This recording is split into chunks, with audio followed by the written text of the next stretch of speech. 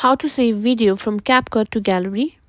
If you've just finished editing a video in CapCut and you're wondering how to save it to your gallery, I've got you covered. In today's tutorial, I'll show you exactly how to save your video from CapCut to your phone's gallery.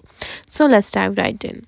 First, open the CapCut app on your phone and make sure you've completed your edits and you're ready to save your video. Now once you're satisfied with the video, it's time to save it.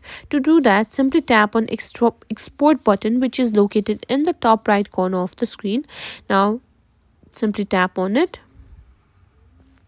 But before that, let's make sure for most videos you can simply choose the resolutions. As you can see, it is 1080p. You can simply choose whether you want to decrease it or increase it. And frame rate also 30 fps will work perfectly fine.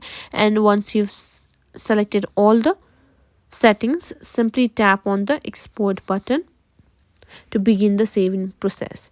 Now CapCut will now begin processing and rendering your video. This may take a few seconds depending on the length and complexity of your video. After the export is complete, CapCut will automatically save the video to your phone's gallery. And that's it. That's how you can simply save a CapCut video to your gallery, and you're all set to share with friends or post it online.